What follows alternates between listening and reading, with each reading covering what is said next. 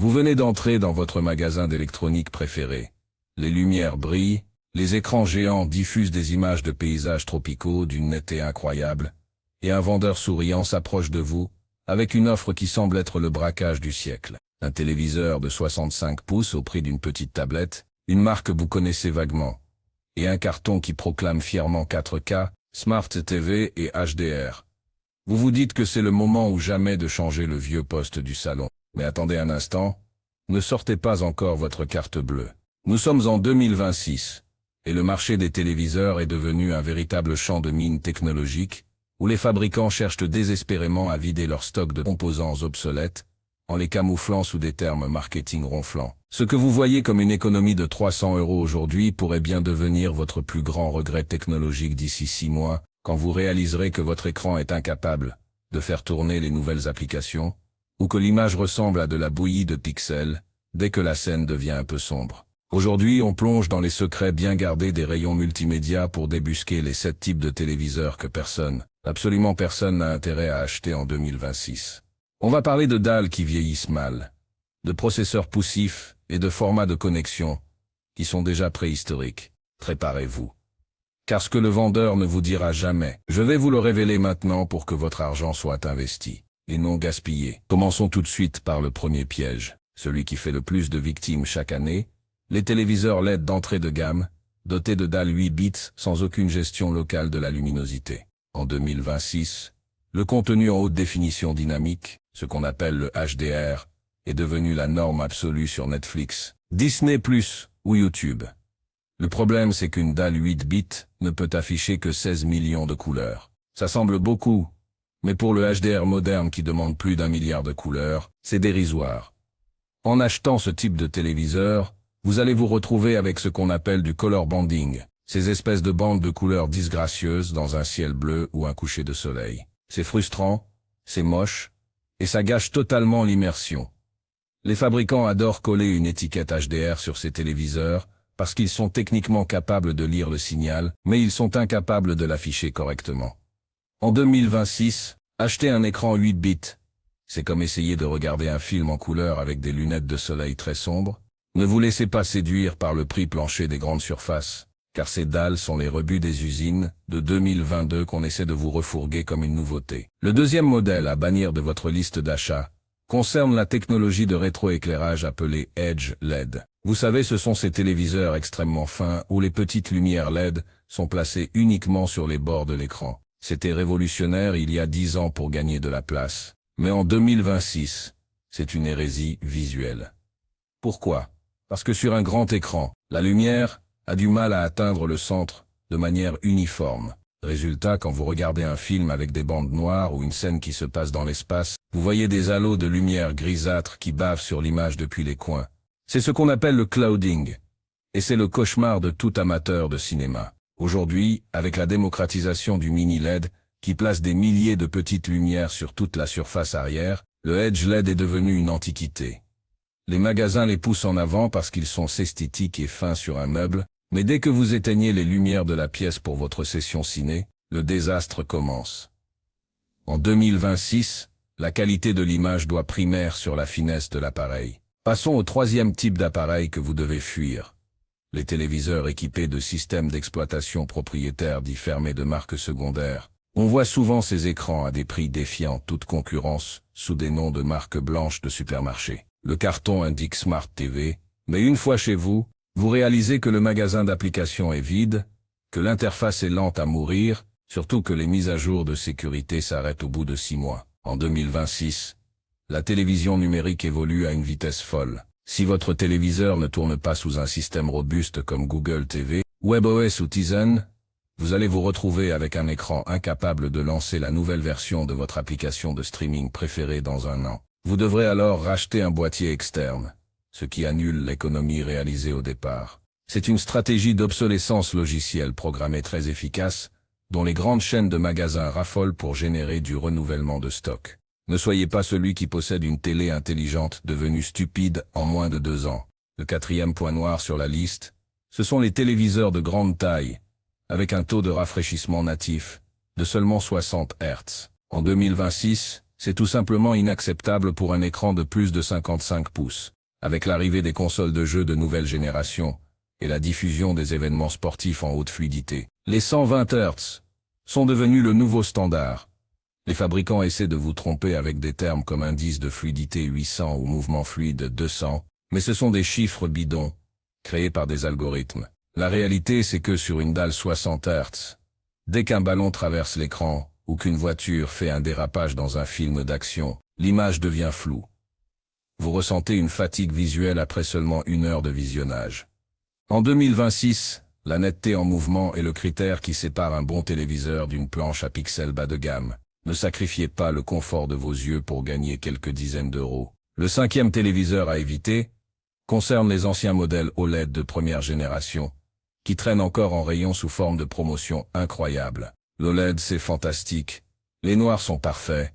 Le contraste est infini. Mais les dalles OLED d'il y a 3 ou 4 ans manquaient cruellement de luminosité et étaient très sensibles au marquage de l'écran. En 2026, la technologie a fait des bonds de géant avec les dalles QD OLED et les technologies de micro-lentilles qui multiplient la brillance par 2. Acheter un vieil OLED aujourd'hui, c'est s'exposer à une image trop sombre pendant la journée et à un risque réel de voir le logo de votre chaîne d'information préférée rester gravé pour toujours sur la dalle. Les magasins bradent ces vieux stocks d'écrans fragiles pour faire de la place aux modèles beaucoup plus résistants. Si vous voulez passer à l'OLED, assurez-vous que c'est une technologie récente, sinon vous risquez de voir votre investissement se dégrader visuellement très rapidement. Passons au 6e type.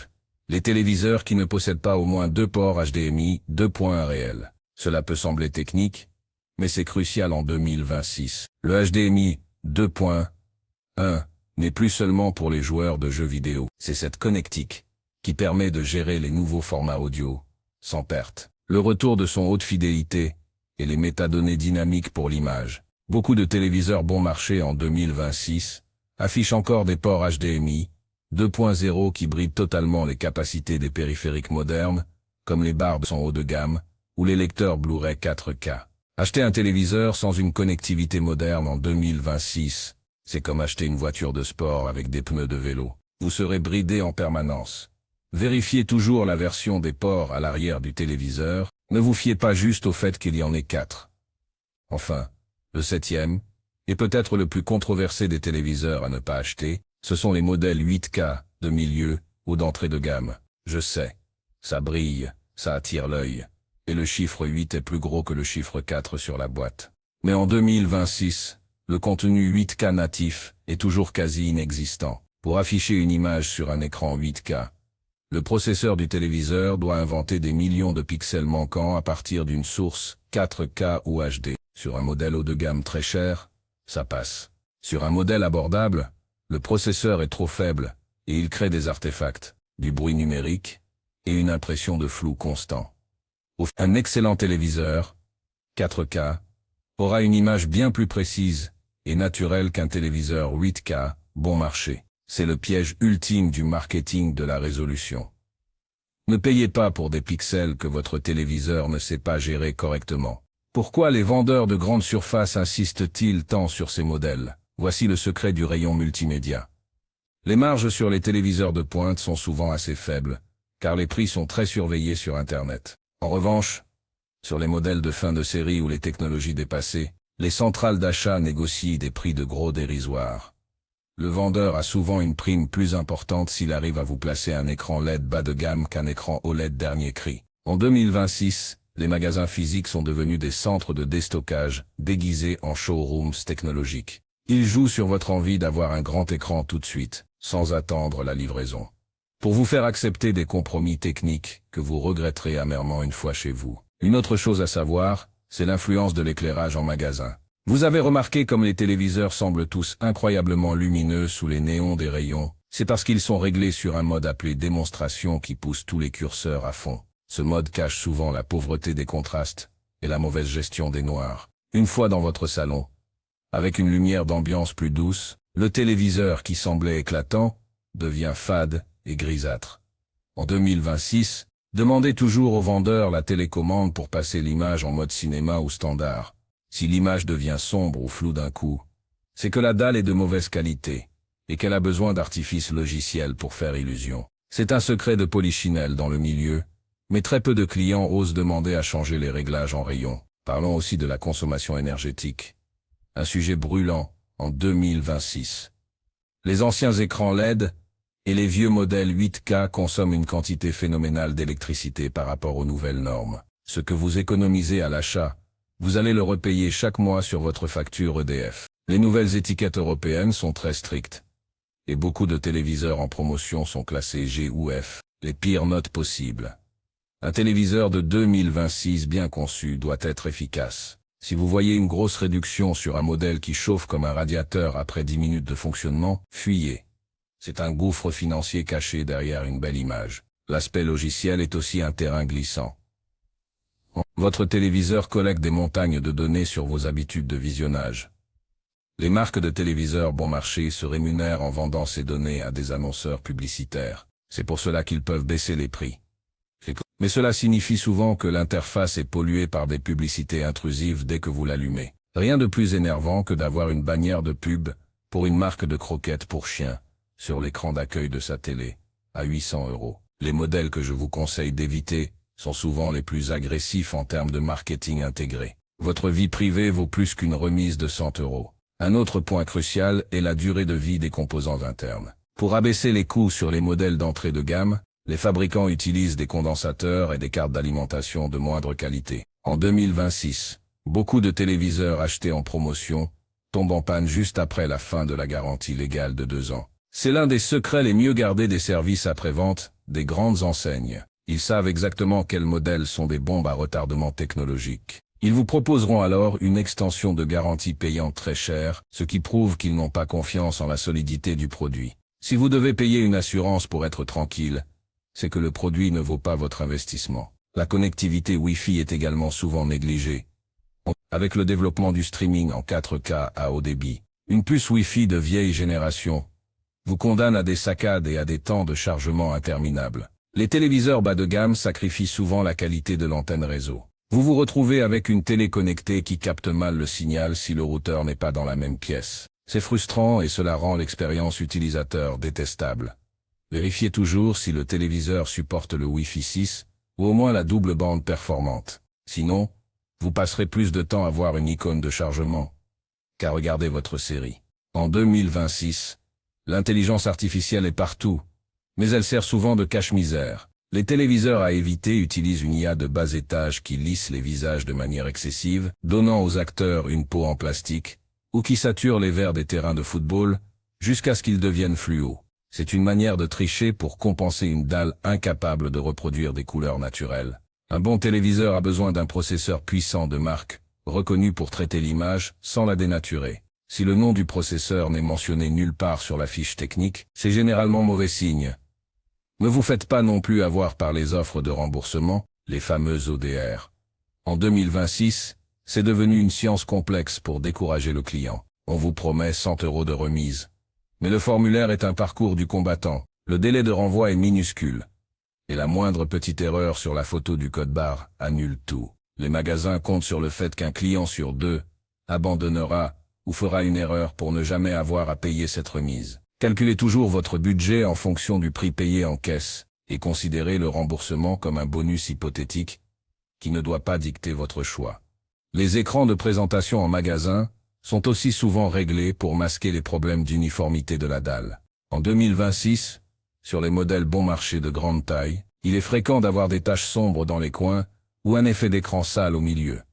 Pour le voir en magasin, essayez de demander au vendeur d'afficher une image fixe très claire ou grise. C'est là que les défauts sautent aux yeux. Si le vendeur refuse, ou s'il essaie de remettre une vidéo de paysage saturé, méfiez-vous. Un bon écran n'a rien à cacher, même sur une image fixe unie. Alors quel est le secret pour faire un bon achat en 2026? C'est la patience et l'information. Ne décidez jamais sur un coup de tête, au milieu du bruit et des lumières du rayon. Notez les références exactes des modèles qui vous plaisent, et rentrez chez vous pour lire les tests de sites spécialisés indépendants.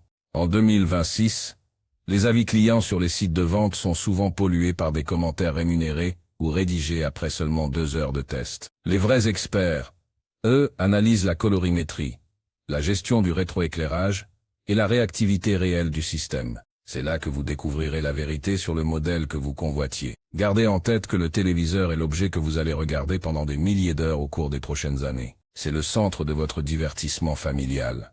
Mettre 200 € de plus pour passer d'une dalle LED médiocre à une dalle mini LED ou OLED de qualité, c'est un investissement sur votre confort quotidien. En 2026, le fossé technologique n'a jamais été aussi grand entre le bas de gamme et le milieu de gamme. Le bas de gamme est devenu une décharge pour composants obsolètes, alors que le milieu de gamme propose aujourd'hui des prouesses visuelles autrefois réservées au très haut de gamme. Un autre secret des supermarchés concerne la disposition des rayons. Les modèles à éviter sont souvent placés en bout d'allée, là où le passage est le plus important, avec des étiquettes de prix monumentales. Les modèles de qualité, eux, sont souvent rangés plus sagement dans le rayon, car ils n'ont pas besoin de ces artifices pour convaincre un client averti. Ne laissez pas les techniques de merchandising dicter votre parcours dans le magasin. Allez chercher les informations là où elles sont cachées. En 2026, faites aussi attention au packaging qui abuse des logos technologiques. Vous verrez parfois une dizaine de logos différents, Dolby Vision, DTS, HDR10+, IMAX Enhanced, etc. Sur un téléviseur d'entrée de gamme, posséder ces licences ne sert à rien si le matériel physique n'est pas capable de suivre. C'est comme mettre un autocollant Formule 1 sur une petite citadine. Cela fait joli sur la boîte, mais les performances restent les mêmes. Concentrez-vous sur 2 ou 3 critères essentiels: la qualité de la dalle, la puissance du processeur et la fluidité du système, plutôt que sur une forêt de logos, sans valeur réelle. Enfin, pensez à la réparabilité. En 2026, avec la prise de conscience environnementale, certaines marques font des efforts pour proposer des pièces détachées pendant 10 ans. Les modèles bon marché bas de gamme dont nous avons parlé aujourd'hui sont souvent conçus pour être impossibles à réparer. Si un composant lâche, c'est toute la télé qui part à la poubelle. C'est un désastre écologique et un gaspillage d'argent. Un téléviseur un peu plus cher, mais d'une marque qui assure un bon SAV, est souvent un choix bien plus malin sur le long terme. En résumé, le marché des téléviseurs en 2026 est un miroir aux alouettes, pour ceux qui ne jurent que par le prix et la taille de l'écran. Ne tombez pas dans ces 7 pièges que les fabricants et les magasins vous tendent. Soyez exigeants sur la technologie de la dalle. Refusez les systèmes obsolètes et méfiez-vous des résolutions mirobolantes sans processeur pour les gérer. Votre salon mérite mieux qu'un vieux stock de composants déguisés en merveilles technologiques. Prenez le temps, comparez les vrais tests techniques, et n'oubliez pas que le prix le plus bas est souvent le plus coûteux en déception. Vous avez maintenant toutes les clés pour ne plus vous laisser manipuler par les secrets des rayons tech. Soyez le consommateur averti que les grandes surfaces redoutent. Bon choix, et surtout, profitez bien de votre future expérience visuelle, mais faites-le intelligemment.